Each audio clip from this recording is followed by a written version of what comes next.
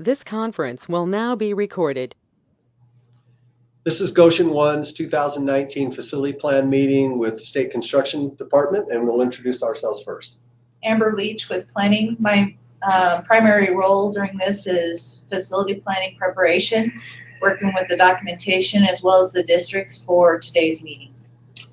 My name is Troy Decker. I'm in planning also. My primary responsibilities are quality control to make sure that our facility plans meet the requirements of state statute, rules and regs, and then organize information in such a way that it's a resource for developing budgets for the next biennial budget, as well as reports and information to select committee and the commission. And then thirdly, just to make sure that we have clear communication with districts, and that that this is a facility plan that is enabled to be passed on to, we've had the governor's office in the past ask for these facility plans, maybe specific facility plans or legislators, and to make sure that this is kind of a succinct understanding of the district as a whole, and make sure that we communicate effectively with them when requested. Charlie Kaufman. My biggest role here in planning is for data reports and making sure all the data analysis and research is correct on for everything in our AIM system and for capacity reports. Now, just before we go on with Charlie, Marcia, you'll appreciate this. He has gone over to the good side. So he's accepted a business manager's position just this week. Yep, for Platte County School District #1 in Wheatland.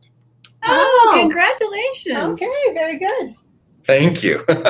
So I'm sure he'll be able to, I'm sure he has your number and you'll be willing to help him a little. Oh, wow. He's well, thank you. I appreciate the kind words. And but yes, I'll be starting there February 11th. Okay. Are you going to commute from Cheyenne or move to Wheatland? We'll move to Wheatland eventually. But for now, we'll commute until we get everything settled. Okay. Very good. Yeah. So we're very proud of him and we're excited for his opportunity there. I'm Raj Dami. I'm the accounting analyst and AIM assistant here, and I just kind of help everybody with a little bit of everything, mostly pertaining to AIM as of this moment. Paul Severson. I provide leadership, coordination, and calibration with the project managers. I'm sitting here basically as a resource to Michael Burnett today. My name is Michael Burnett. I'm at SFD. I'm in the design and construction division as a project manager. All right, district, go ahead and introduce yourselves. I'm Marcy Cates. I'm the business manager. The facilities department reports to myself. I'm Rick Patterson. I'm the interim superintendent, or will be actually beginning on Friday. Right now, I'm just in orientation. My background is that I am retired as the president of Eastern Wyoming College, so I'm quickly learning about public schools. And I'm Jean Krasnowski, and I'll be the outgoing superintendent, and I'm working with Dr. Patterson to make sure there's a smooth transition. All right, well, welcome this morning. We're going to go ahead and turn off our video camera now. Sometimes we have some streaming challenges, so we'll do that. And since you can see our screen, we'll start walking through this facility plan. These facility plans have been developed over 10 years. They're pretty well designed to capture everything we need to, and make sure that we give you voice as well as the state as we move forward, make sure we're all on the same page, communicating clearly. So as we walk through this, some of this is housekeeping chores, and it's just keeping our database up to date. And the first part of that is just this, making sure that we have a record of the fact that we have the latest and best data and the importance of that data. Dr. Patterson, as we go through, if you have any additional questions as well as you're learning your new role as interim superintendent, please don't hesitate to speak up. And anybody on the district side, I'll kind of go through some of this stuff a little bit rapidly, but we'll certainly speak up at any moment, and then we'll certainly give you opportunity to speak as well as we go through this.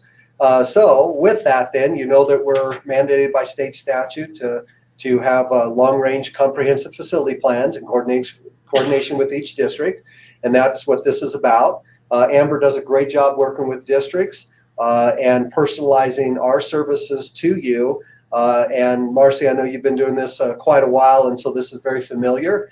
But just to assure you, Dr. Patterson, also that as we go through this, that we're a resource and can certainly help with understanding. But Marcy knows the majority of this by heart, I'm sure. She probably even dreams about it.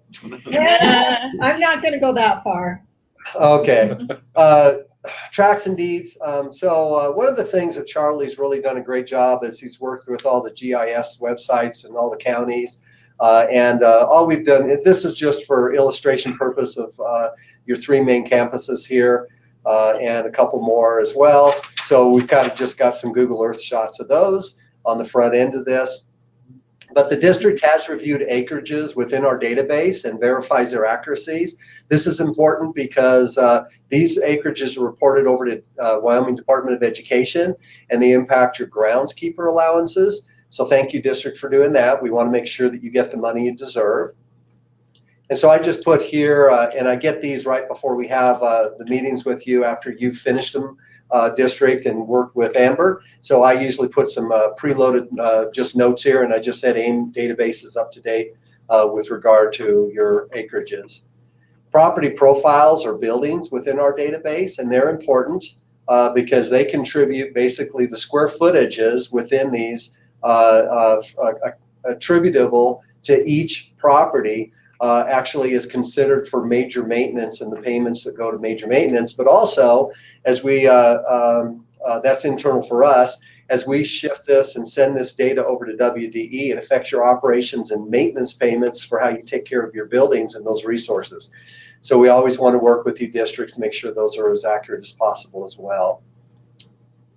So district has reviewed also building leases and verifies accuracy, but there are no building leases, so we don't have to worry about that. They can't affect major maintenance payments.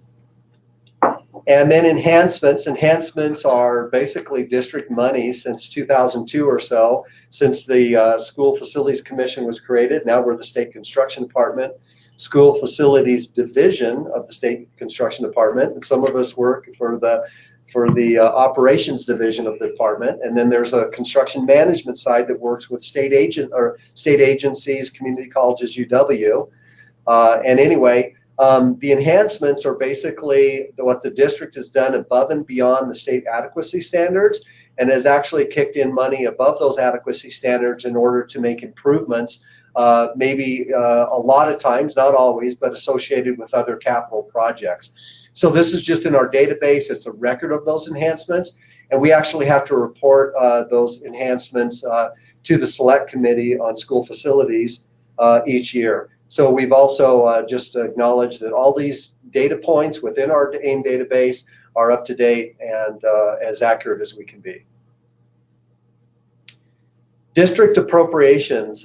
State statute, specifically 2016 session law, requires us to review any previously appropriated capital monies, projects specifically, and to return those monies in an expedient fashion or manner so that the state has that as a resource. Now that coal lease bonus money has run out for the most part, basically the state, the legislature is looking for opportunities to use money as best as possible and to clear those accounts off when they need to. So we're going to turn that over then to Michael or Paul and go through the two projects. I think the Lingle Fort Laramie project is done, and I know Brandon was, at some point in the past, Brandon was working with Sandstrom Architects to essentially clear the books with them. Just this week, I went through and de-encumbered the money that is in Lingle Fort Laramie. And as far as I know, and maybe Marcy could correct me, but I believe that project is done and that money can be swept back. Is that correct? The project was done when we met last year. Yeah. It was a matter of Brandon needing a comfort level based upon Sandstrom's involvement statewide. Yep. Have you heard anything from Sandstrom in the last year? No. Well, neither have we. we don't know whether they still exist or what, but regardless, I know that there was a small amount shown as still due them, but at this point, we are making the assumption that those dollars are no longer intended from their end to be drawn upon, and we would like to recommend that we essentially revert the remaining funds to the legislature so that they can use it for additional projects. And we just like to make sure you've got concurrence with doing that. Our dollars are not due to Sandstrom, but I don't know, when we met last year, there was apparently some projects not complete. Okay. Okay, so then my understanding is we'll go ahead and revert those funds. Yeah, and then Marcy, what is your idea with replacing the plumbing at the Torrington High School Tech Ed building? That building is being repurposed, and the plumbing is no longer needed. It's going to go from 2 classrooms to dry storage, and so I would like to utilize that money to demo the plumbing that is there versus replace it. So follow through with the project scope, but not all the way. You're just going to do a partial demo and just leave it at that and revert remaining funds? Correct. Okay. So you guys, yeah, so that should work. Yeah, okay. we don't take any exception with that. Good. That's the button back up here. I know that. Many Yes.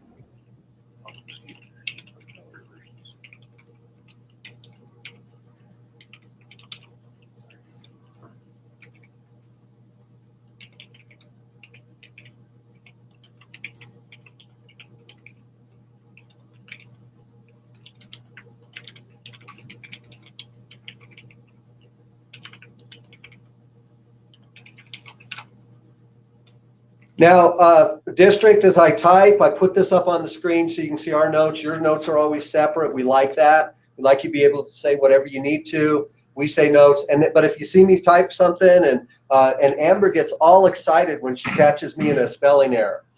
So if you see a spelling error, at least give a couple seconds to let her catch me in it. That's an internal joke. Okay, let's go on to security projects. Michael. Yeah, so just some remarks here on security. The original funding was out of the 2014 House Enrolled Act 56, and it was $9 million. Funding projects are defined. We're still looking at 2015 Senate Enrolled Act number 89. But that was the history. Currently, our current budget request in the JAC draft bill, currently unencumbered, draft December 2018 for fiscal year 2020 is $4.9 million proposed for additional security projects.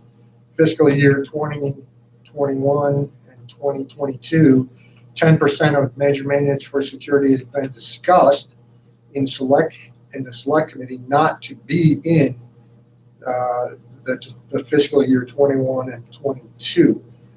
Unlike 10% enhancement funds, continued 10% security money is not assured in the future. Previous 10% security funding major maintenance, 2016 House Enrolled Act number 12, school district may expend up to 10% of the amount distributed under the major maintenance program for the period commencing July 1, 2015 and ending July 1, 2018 for safety and security. The next one was 2018 House Enrolled Act number 62. The school district may expend up to 10% of the amount distributed under this program for the period commencing July 1, 2018 and ending on June 30, 2020 for safety and security building and facility needs. District's written request for CAPCOM funding revisions will be honored.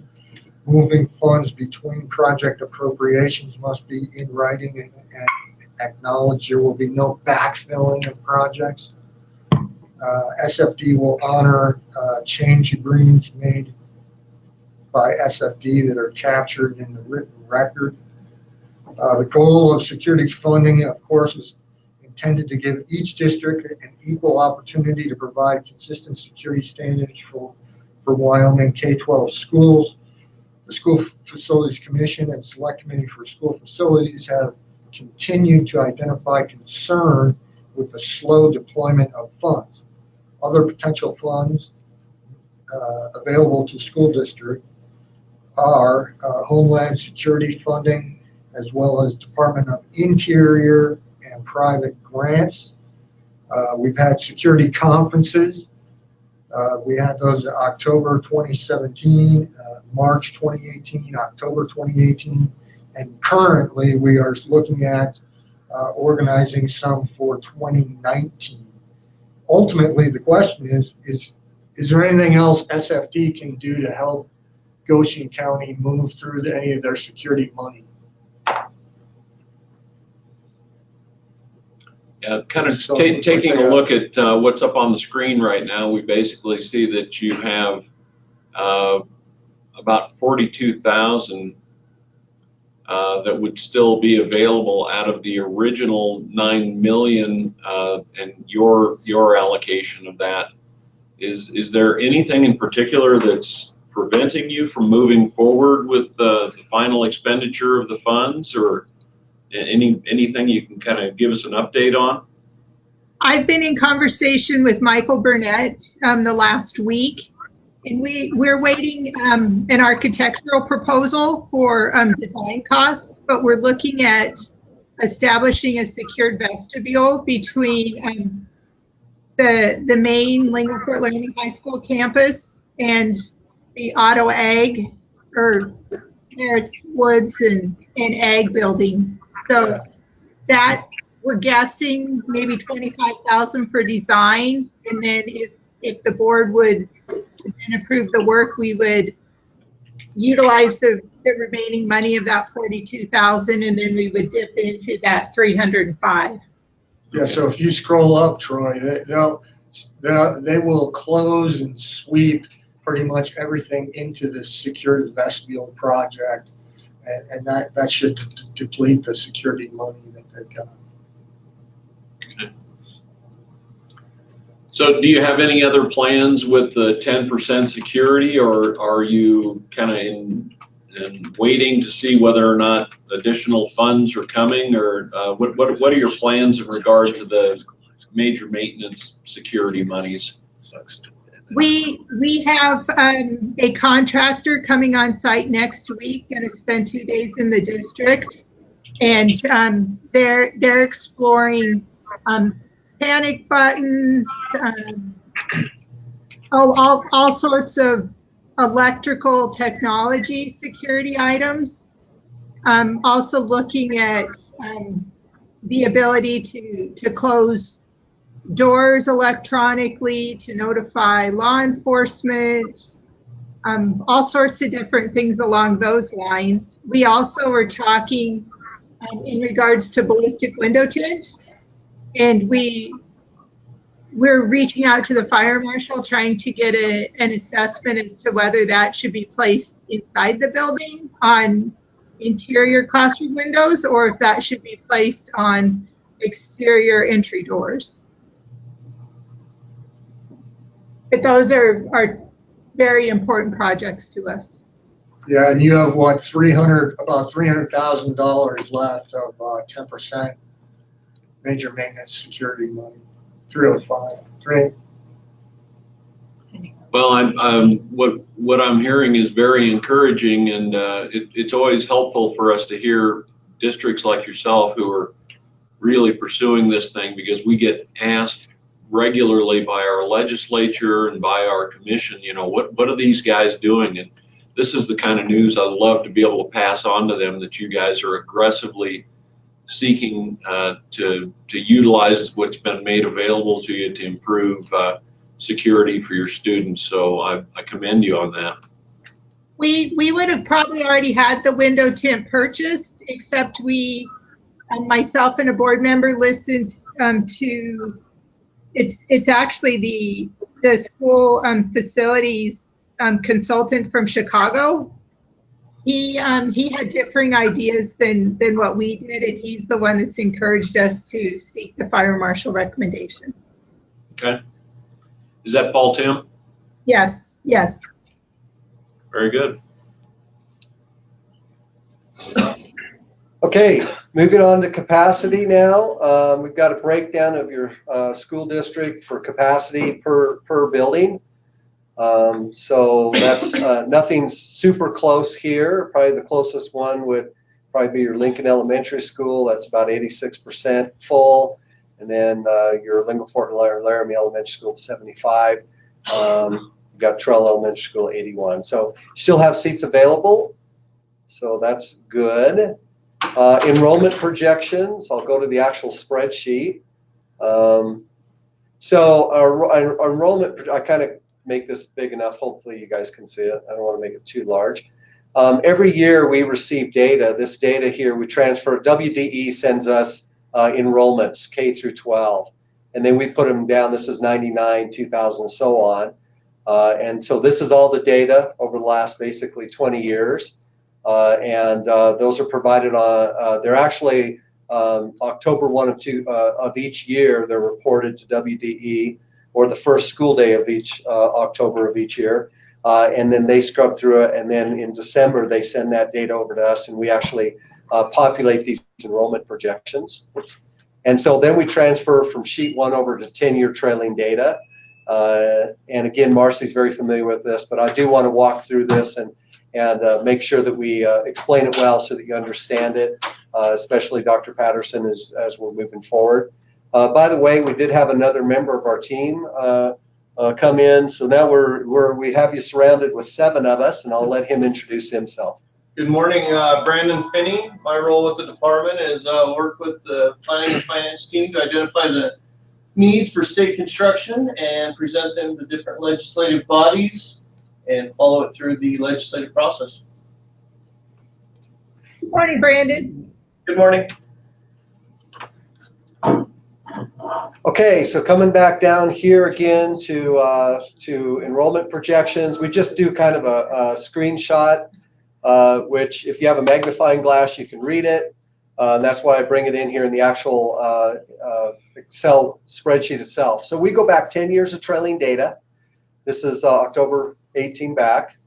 And what we do is, what this is it's a stair step. It follows each class as it moves down through the K-12 years.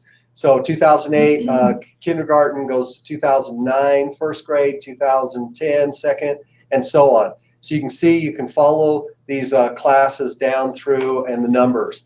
And what we call it a survival rate. And what happens is, what we do is we compare the transition between each grade. So kindergarten to first, we take 10 years of trailing data. Right here, you went from 2008, 137 to 128 in first grade. 2009, kindergarten, 132 to 128. And we basically take that 10 years of trailing data and we average it. And what happens is it shows us what we call a survival rate. And it's just the number of students that progress from one grade to the next. And from kindergarten to first grade, you guys have a 98% survival rate. So 2% basically on average over the last 10 years of your kindergarten students do not advance to first grade. Now, we recognize that in some school districts that's not necessarily students moving out of district. Sometimes it's a pure fact that maybe you have a program where your kindergartners are attending, but they're not developmentally ready. And so sometimes districts will hold them back for one more year and then bring them in, which sometimes is seen by the first grade to second grade. You'll see an increase. I shouldn't say that. You'll see an increase though as your students kind of progress through. So I don't know what you guys do there. Do you guys do that at any rate? And can you kind of address maybe that survival rate drop just a little bit between kindergarten and first? We really don't have a high retention rate in kindergarten, and we don't have any other program that we put them in for that extension of an additional year. I know some districts have like a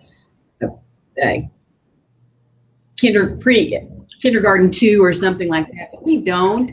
I mean, there is the possibility they might relocate to another kindergarten within the district, but no, and retention rate isn't very high. Okay. You guys, after that, from first grade to second grade, you pick up students, and then you pretty well pick up students every year. Right here about middle junior high, you guys are kind of just retained from one grade to the next. But you guys have a really good survival rate, and that's usually attributable to an agricultural community, pretty stable population, not necessarily related to the energy sector at all for the most part. And so I think that agricultural community actually kind of kicks in there, but for some reason you are picking up more students as you go through. I suspect that maybe during those years, the prison opened up here. It has about 400 employees, and that may account for that, or at least part of it. Well, that's a blessing. I guess.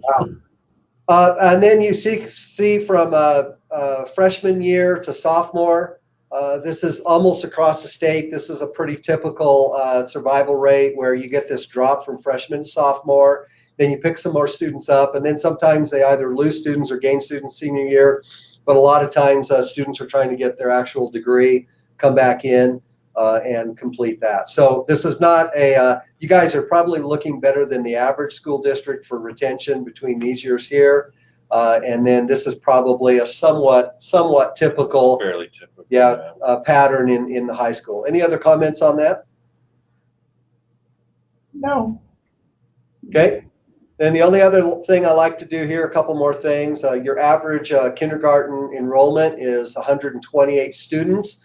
You guys have been lately, the last couple of years, struggling with that. Obviously, 10 years ago, you were stronger in the 130s. You've been down in the 120s. One year you had a bumper crop at 152, which is kind of exciting, 133 3 years ago or so. And then, of course, which means a lot to you school districts, and Marcy could attest to this, every student equals about, give or take, $15,000. So, you know, when you have drops, you guys went from the 1700s here. Were 1800 10 years ago. You had a run of 1700s, kind of slowly dropped down. And then you've been into the 1600s. And so obviously every student in your block grant means about, give or take, 15,000 less. And so that affects your resources and the ability to provide those services to the students. And that's the last observation I have. Any other questions? Nope.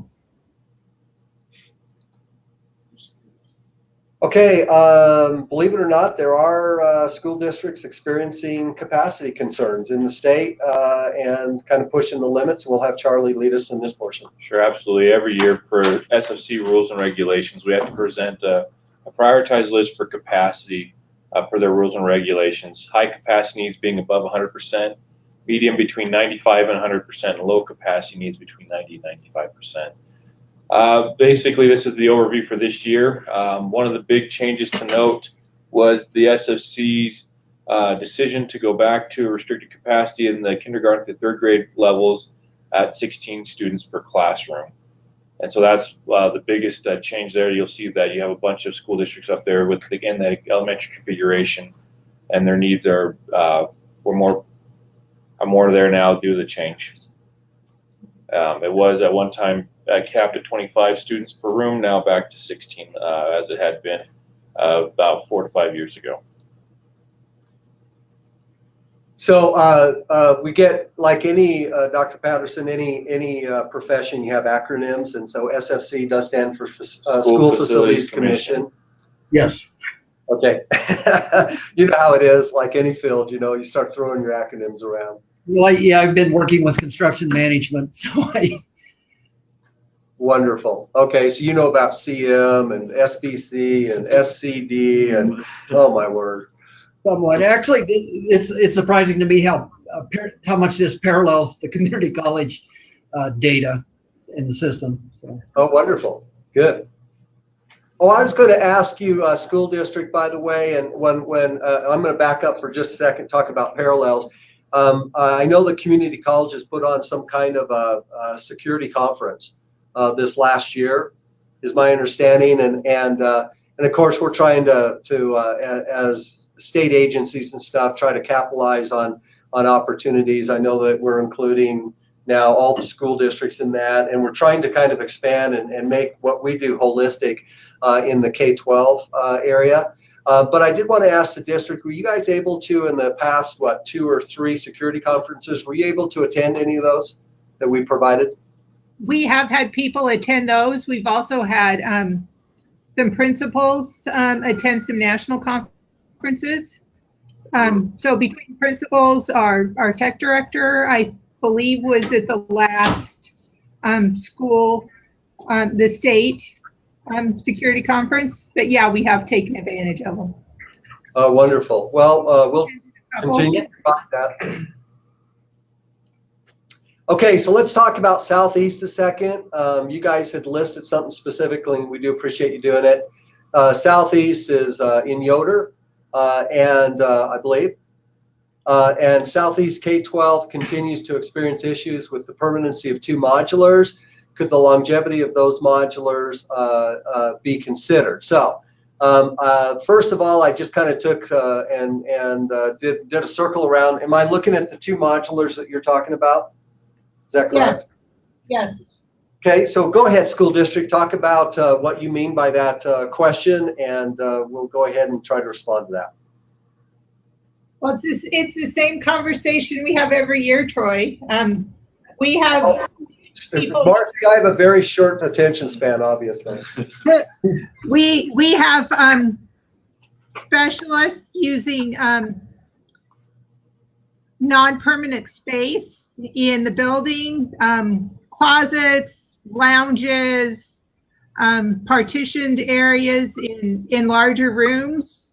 And then we have 4 classrooms out here between these modulars. And our school becomes very frustrated that, I mean, we have security issues because of those modulars.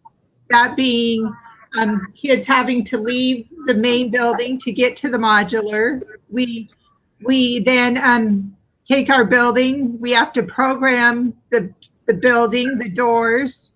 We then create opportunities for potential intruders to learn those schedules. If they wanted to enter at those times, they could. What's the capacity at this location? Are you guys well below capacity? Yeah. Yeah, that's So the that's- problem that we've been dealing with. Okay, so basically your main concern is security and safety of students, correct?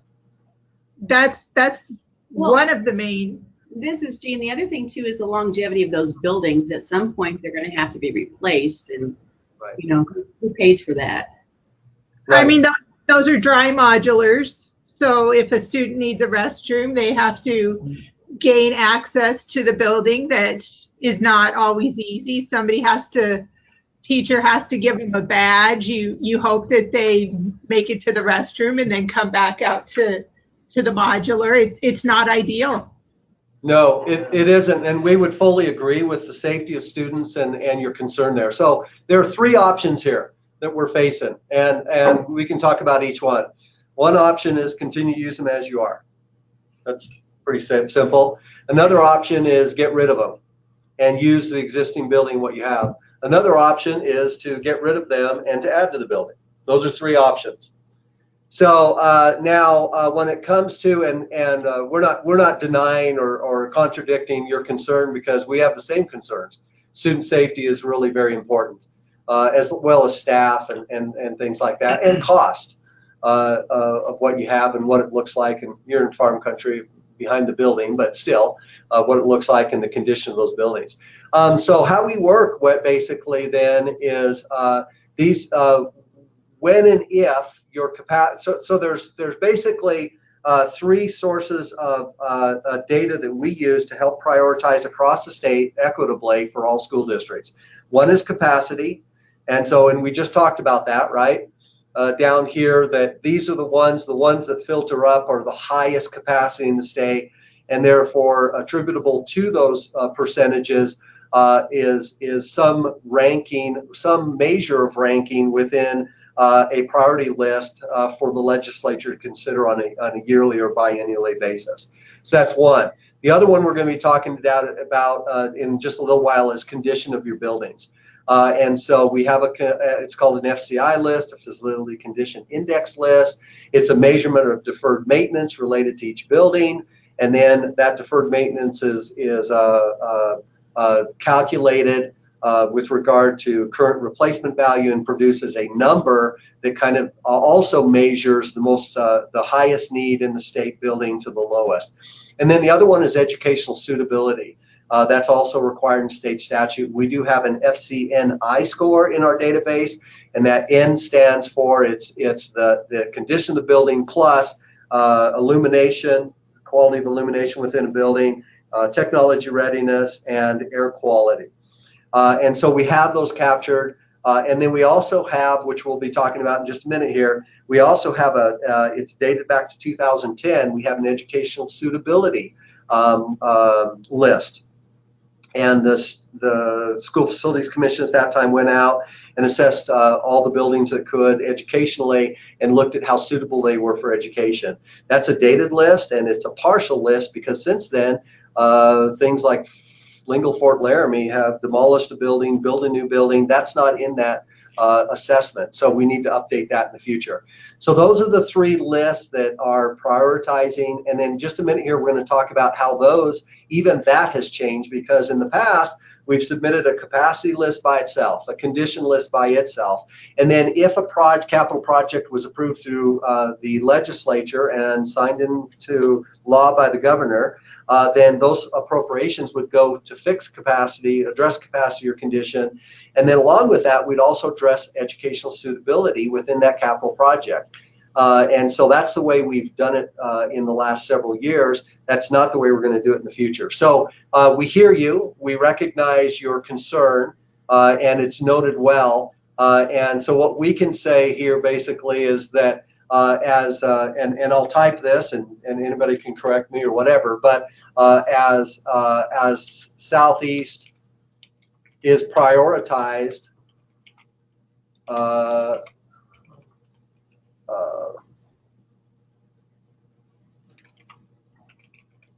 along with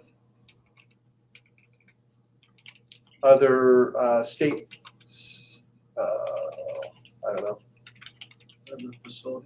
other district facilities statewide. Okay, thank you.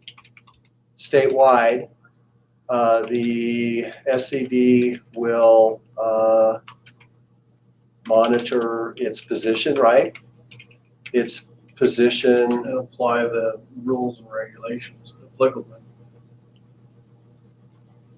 Because we don't know how it's going to shake out once we haven't ran the model to see where this fits out. So we talk about capacity every year when we do this, and one of the things that comes to mind is when you're calculating capacity, you are using the four rooms in those modulars, correct? No. Never. Those are not. Nope. Those are never considered because they're considered temporary. Actually, I can talk about the capacity for you. So what we have is capacity is one of those areas that I think we agree to disagree. That, I mean, right. we see the building and we see people. I mean, I was out there and our speech pathologist was literally using a teacher's lounge to provide services. That we see how those spaces are being used, but I mean, we in turn have some gyms, libraries, cafeterias that those spaces hurt us. So, I mean, I don't know that unless Dr. Patterson wants you to go through, I don't know that we need to go through the whole calculation. Yeah. No, I was about ready to spend 20 minutes on that. Are you sure? yeah, we probably don't need to do that. no.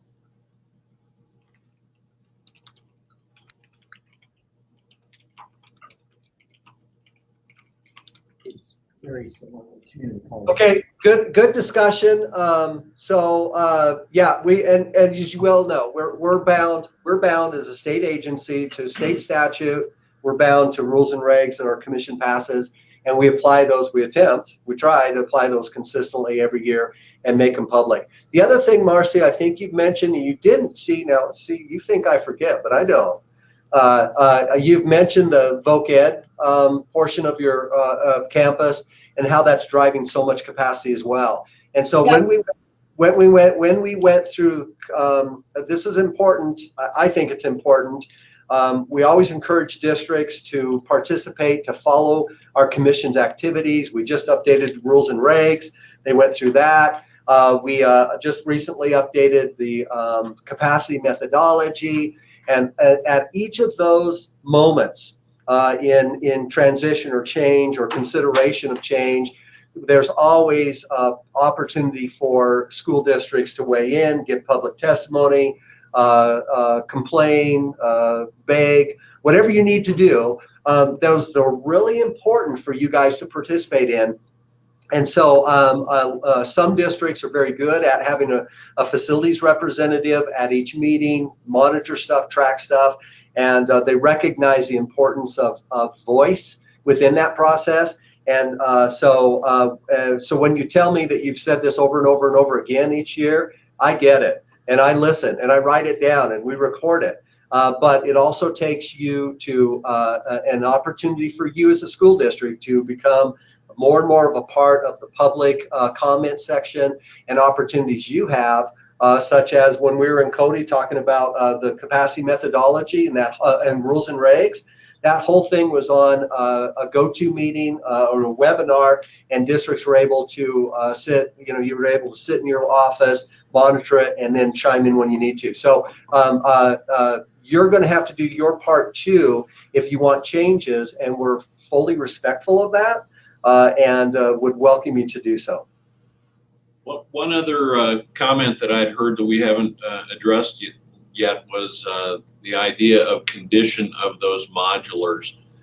You have access to the same funds that you do for the rest of your buildings for those modulars to do repairs. Now, if the question was in regard to replacing those, based on the capacity methodology that we were looking at there would be nothing that would suggest that we would be looking at those for replacement, but you do have access to funds that would allow you to do repairs to those facilities to keep them in operational condition. Any other? Our biggest issue and the issue that's not being thoroughly vetted is the security. I mean, those students should not be outside of the main building. Right. So as a district, you could make that decision to stop using those for educational purposes and to keep them in the building, even though it would be a hardship in some ways. We respect the fact that you have freedom to do so as well. There's nowhere in the building. We've talked about this at least, the 5.5 years I've been here. We just want to keep it out there that it is a concern and it is a problem that needs a resolution one of these days. Yeah. Well, we've heard you clearly, and we'll just continue to follow. You know how it is: state statute, rules and regs, and when the opportunity and if the opportunity arises to replace those or to add on the building, we'll be more than happy to make that as a recommendation to the commission in the future. Charter school, you do not have a charter school, so we're done there. That was a simple one. Building condition, then I assume everybody's familiar with FCI condition scores, and again, the higher scores. This is like just page one of multiple. There's 400 and some educational buildings in state for K-12. This is page one. Your district is not on page one. There's about 25 to 30. You can see a 0.71, most deferred maintenance, and then it drops down to a 0.32 on bottom, and so on and so forth. And we're going to look at your school district just a moment. Along with educational buildings, state statute also asks us to prioritize educational capital requests first and foremost, and then after that, support facilities or ancillary facilities. And so this is the ancillary side. The challenge, of course, with less monies being pushed over through the legislature for district buildings for condition, where it's obvious that these are not a high priority compared to those educational buildings. So this is something that through time is going to have to be dealt with in some way, shape, or form as we move forward with an asset preservation program in the state rather than a capitalization program. So these right now, the resources, of course, are component fund requests, which we'll talk about in a minute, and then major maintenance funds to take care of them. This is your building in a snapshot, your educational buildings, and Southeast is the highest need at 0.3, which isn't horrible. But it is out of all of them that you have, obviously Lingle Fort Laramie is your best because it's actually your brand new one. And then anything in between there, and that just represents needs. And we'll talk about that in just a moment. Here's your support facilities statewide. Your Southeast South Bus Garage is porous to a brand new bus barn at Lingle Fort Laramie. District-wide, not statewide. Thank you. So any other comments on condition that you want to talk about on the condition of your buildings before we move on? No. Okay, I'll just say district is continuing to maintain buildings with MM funds. All right, and then that would be the same comment down here. Major maintenance, there's a definitional, it's the definition of major maintenance, what qualifies is in state statute. The department here strives to apply that definition consistently when considering approval of requests from districts. One of the, just taking care of our database is just keeping it clean, is just making sure our work orders have the correct statuses. And keeping those statuses if one's complete or whatever instead of open and so on. So we appreciate the district working with the project manager to get that done in Amber. And then whatever projects you have submitted for consideration for major maintenance, your project managers has looked those over and approved those which qualify. So on this portion, this is just on the 680 report, which is Marcy is very familiar with because she sends it to us. It's through June 30th of each year. 680 just says, what did we do with our major maintenance, reports it, and then we, of course, bring that into our database, and we generate reports out to the legislature, which we're, by their direction, we're responsible for providing them how their monies that are funneling through the districts are spent. So anyway, so Marcy did that. Here's your final conclusion. Your 8% funds as of June 30th were about 50,000, 601,000 for 10% enhancement, and then 10% security, 305,000. So the important thing to say here is that the 8% at the beginning of like 2002, 2003, when they were doing the major maintenance formula within statute, that they were saying 8% of that total appropriation that's generated through the formula to a school district can be spent on enhancements. And then I think a year later or so, they made it 10% instead. So 8% is categorized in essence from session law the same as 10%. And so one of the things we'd like to encourage you, Marcy, the school district, to do is when you go out and this 10%, it still has to, 10% category still has to qualify for the definition of major maintenance, but it can be used on things that necessarily don't fall within the adequacy standards of the state. For instance, a common one is teacherages. If you have teacherages out there somewhere, you can use this 10%. It wouldn't qualify for regular major maintenance, but the 10% can be used on it. Field lights for a lot of times for sports field are used. Scoreboards, I don't know, other things that are replacement or repair.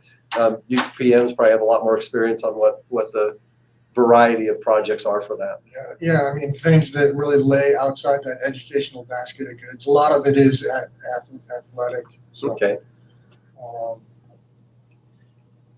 So what we'd ask you to do, Marcy, is next time you have using those 10% or an enhancement funds, if you could use your 8% and help us clean up about 13-year-old account balances. Yeah, so is that the priority? The priority is we would like to get through the 8% first. We do.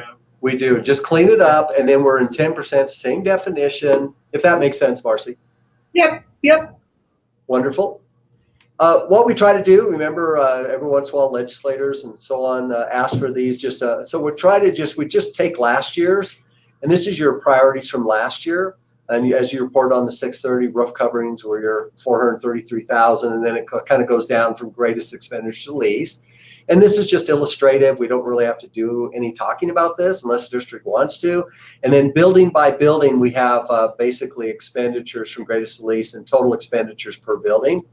So that's illustrative. And then this is a really important one, the low condition scores, which are important because every 4 years we're required to go out and hire a third-party consultant to do a building condition assessment of each building within the state and school districts. That's significant. We don't do like little sheds or something. So anyway, the scores here range in the assessments from 5 to 1 being failure, 5 being excellent, and these are 2s and 1s. So you do have some poor condition, and that's related to a percentage of deferred maintenance that then is attributable to the score. And then the deferred maintenance cost. Sometimes people look at that and go, well, it's going to cost me $490,000 to replace that roof. Well, not necessarily.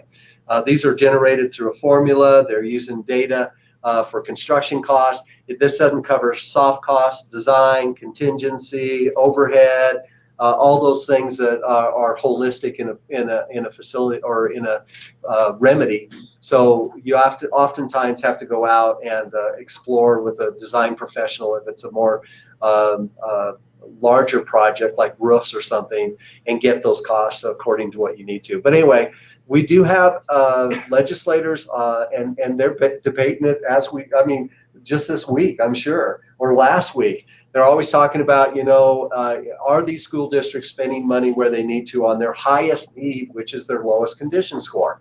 And so what we do is, if someone asks for your district's information, here it is. Are they doing it? You speak for yourself. We're not speaking on your behalf. We're going to let you speak on your behalf.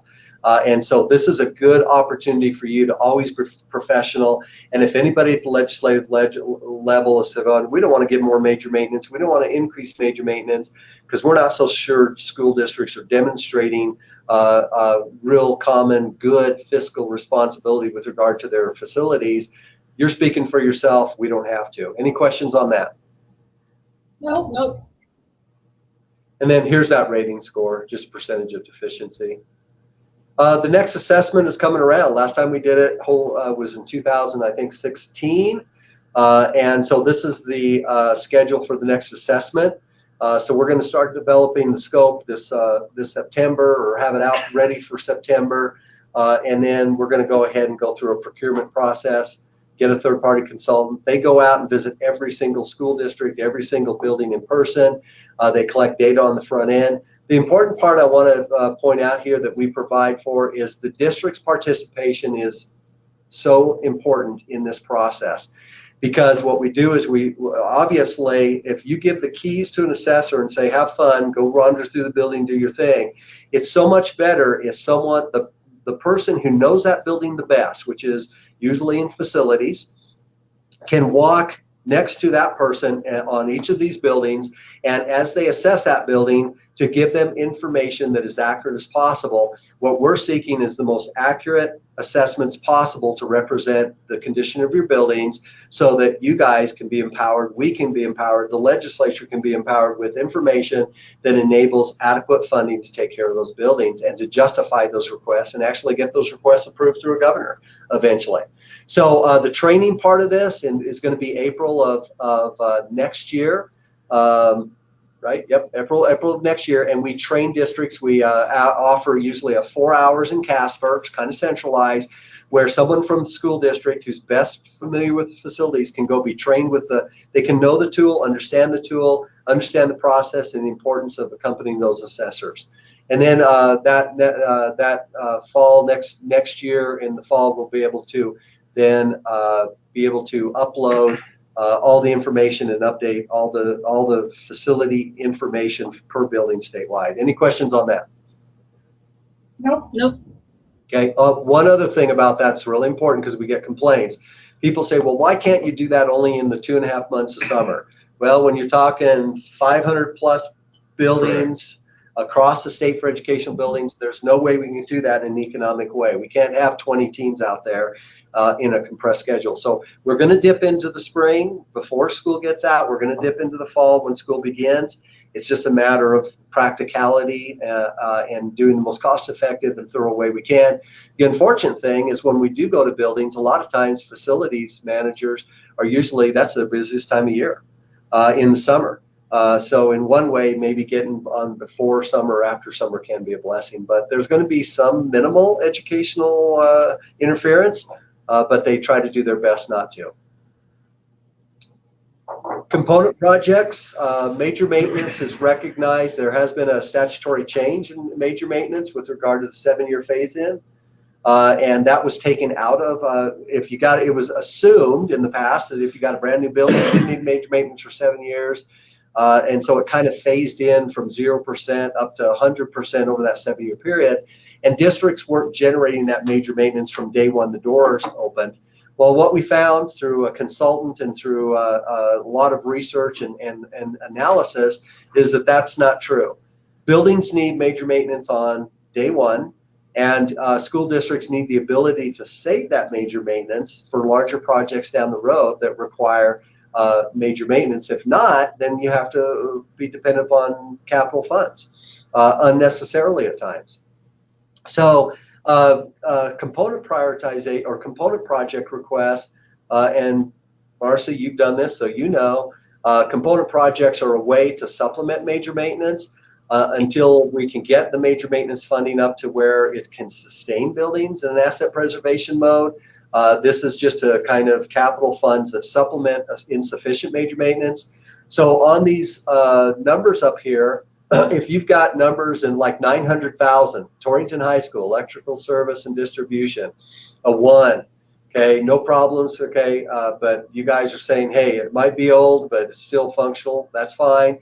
But if you guys decide to replace that, and it's almost $1 million project, you can ask for component funds, which are capital funds, to supplement that, and then keep using your major maintenance for smaller projects and get more miles out of it across the district other than just one building. Does that make sense? Uh-huh. Mm-hmm. I'm trying to go fast. So we are encouraging to spend your 8% first. Thank you. Okay. So one thing I'm starting to put in these facility plans is districts are always concerned. You guys have changes within the usage of your buildings, the usage of spaces. So in conjunction with our assessment every 4 years, we'll also have that third-party consultant update space usages so that we can update those usages and make sure that your major maintenance payments are as accurate as possible for the spaces you use. Okay, so the next one, I think this is your arena. Brandon, let me change that real quick. Okay, so Brandon, on the microscopic part here, I'll blow it up. This was updated last Friday, so things have even happened since then, but he'll walk through the bills. I'll go through this and then add a couple others that we have. So major maintenance multiplier. This is an increase in the major maintenance payment from 2 to 2.5% CRV. So you'd see an increase in your major maintenance payment there. Public works and contracts, if you're going to do any procurement of FF&E, you'd have to specify that it's done by a Wyoming supplier, and there is a couple waiver process, but essentially you have to spec it from a Wyoming vendor first. Procurement amendments. This is increasing the values. So currently those values in procurement and bonding and in the statutes for school districts is really old, like 30 plus years old. This increases the values for bonding and go up to 50,000, A&E procurement 50,000, and school districts on the construction side 50,000, and advertisement is 2 weeks across the board. So looking at present value of today's dollars.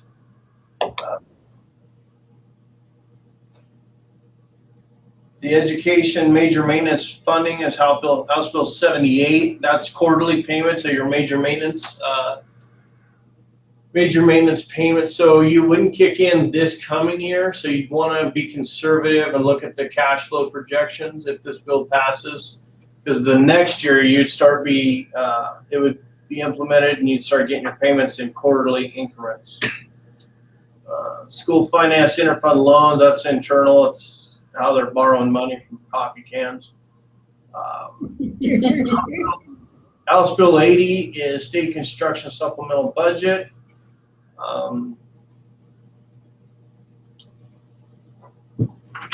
The next one, let's see, final payment. Let's see, indemnification is just making sure that everybody's responsible for their errors and omissions or errors that happen. That's House Bill 94. House Bill 108 is actually putting the 41-day advertisement, instead of advertising in a paper, you would post it online on your website. So, and then if anything goes south, you just hand it over to the bonding company versus the state getting in the middle of it.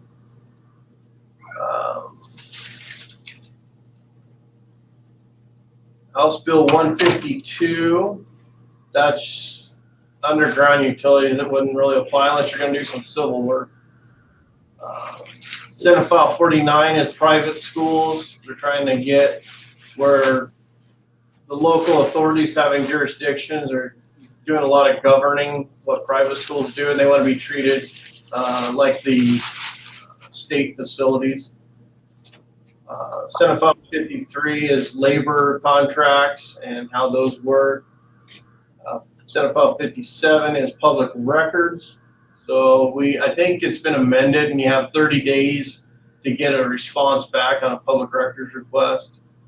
Senate File 64 is with WDE. So they're going to create a security standards in consultation with us, the fire marshal,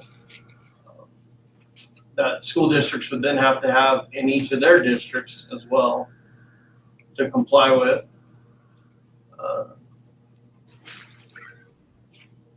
Joint Resolution 1, this is just exchanging of land, so it doesn't apply. Senate File 103, the state capital construction. This is the select committee now is going to be overseeing us as a whole, and construction management will have to report to them as well.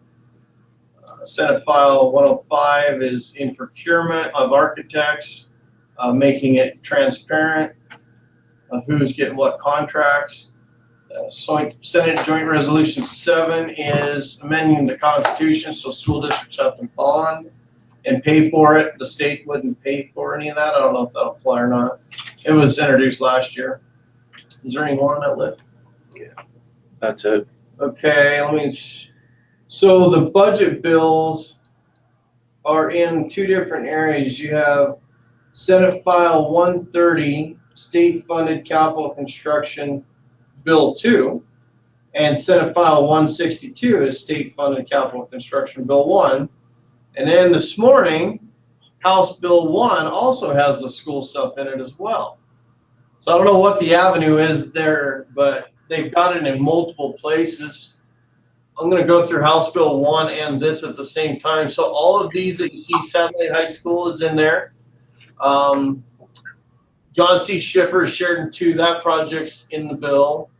Reappropriation of some modular funds or new modulars in there. That's Shawnee. The charter school lease is Montessori. It's in Albany 1. The unanticipated for the commission's in there. Security projects is in there, and that would actually roll to you guys. You'd get a piece of that pie. Major maintenance is in there, and you'd get some of that as well, Marcy, so you'd see a tick up in your payment coming up. The last one is passed, which is a charter school. There's something that's unique here. I'll just read it. $750,000 appropriation in this paragraph may be expended on pilot projects for state-of-the-art facial recognition software and requisite hardware for installation and operation of computer programs. School districts shall submit applications to the School Facilities Commission no later than June 1st, 2019 for a pilot program for school year 2019-20. The maximum award under this subparagraph to any individual school shall not exceed $55,000. So that is something that's not on the screen that you're looking at and trying to set new levels of security. The rest of it's all what's on the board pretty much. So they want to raise the bar on security, it looks like. So we know you school districts have a way of tracking bills, and that's through WASA, is that right? Yeah, WASBA? the WSBA. And W. And Charlie knows the website really well since he's leaving us. Yeah, he's already defecting. So we know you have that, and so the reason we brought this in is because school districts may not necessarily track what's happening in the facility side of the legislation, and so that's all we're doing is just trying to make you aware that you know there are a lot of things going on out there, and that can have an impact on your school district, and we want to at least give you an opportunity to be recognized that as well as respect the fact that you're monitoring stuff as well. Any other questions of Brandon? I don't think so. Okay. All right, so biennial budget, we're required annually to present budget recommendations to the commission and select committee. And so one thing that's changed and is in rules and regs now, and that makes it different is I talked about that capacity list and condition list, and then we dealt with education suitability when either of those got appropriations. Now the lists are different, or the conditions by which we come up with a prioritized list. So the actually facility condition for each building is going to weigh 50% of the weighting for that building. Then we'll have a second column that talks about capacity that qualifies for 35%. That capacity, I mean, we do have state statute that talks about district-wide considerations for dealing with capacity needs. And so that most likely will be a grade configuration application to a specific building. For instance, here in Laramie 1, you got all the elementary schools, so we would do grade configuration for like K6 or K5 percentage for capacity and apply it to each of those buildings. We'll see how that works. And then the other one is educational suitability now applies for 15% of the total weight of a building. So those combined then will equal a composite score, and then there will be a single priority list in the state, not two separate lists, but one single in some way, shape, or form. And we're working on that, and we'll continue, and we'll work with the commission to fulfill our responsibilities as we move forward. That will be made public, and districts will have the opportunity to comment on any questions on that. Nope. Okay, back to Southeast. So one thing we've learned over the years is always give the district the last word. So unique issues, ideas, and concerns. What haven't we talked about that the school district would like to talk about? This is the last thing we'll talk about prior to closing the meeting. So school district, we'll give you the lead here. Our Southeast K through 12 principal is having conversations in regards to reconfiguration.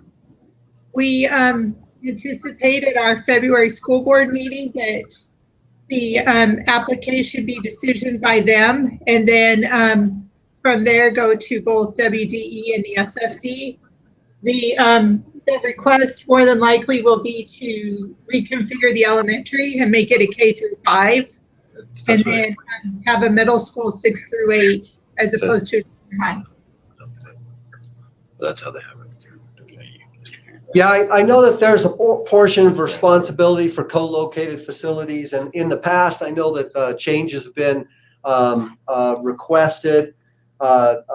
Sometimes to just more take advantage, I suppose, or have the opportunity to receive more funds within a campus or a building, and just reconfigure it. So I don't know what that final result will be, but we can say this, that Any configuration requests go through WDE first. They have obviously a form, you know that.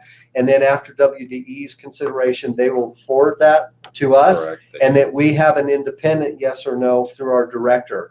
And so it requires both a confirmation from both the WDE and the state construction department in order for it to be approved for a configuration change.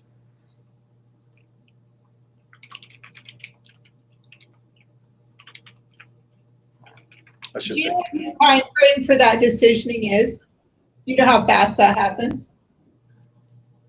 For WD, I'm unsure. For ours, it's Probably a week. a couple weeks, Yeah. within a couple weeks Yeah, for our end, but I'm not we sure had on that their end. situation a couple years back where it's after months. You know, Yeah, it depends on the one, Depends on right? the one, right? If there's no impact to facilities, it goes within about a week, 7 to 10 days. We write a letter, Charlie does the capacity analysis, off it goes. But if there is one, like the one in the west side of the state, Right. it didn't go so fast. Yeah, go months. So Yeah. I don't think there's any way to say that there's a certain elimination period. Sometimes it's Yeah. short, sometimes it's long, depends on what the request is. Yeah, so start early, I Yeah, guess, is the exactly. point. And then obviously WDE has changeover personnel as well and stuff like that, but you can certainly talk to them. But if there's no real issues that create capacity issues or something like that on our part, that usually goes fairly quickly. If it does create, a school district may ask for a reconfiguration, but then it creates a capacity concern, that's a different story.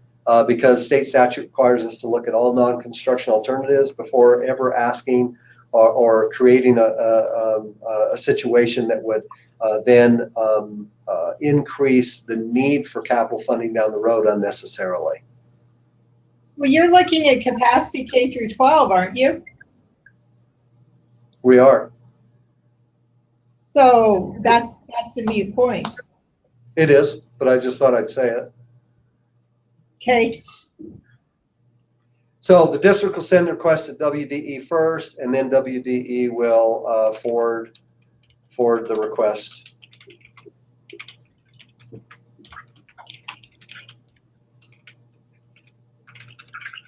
So yeah, I think it's going to come down for you more so a co-located program, and then asking to change that within that building when it's still a K-12 in reality.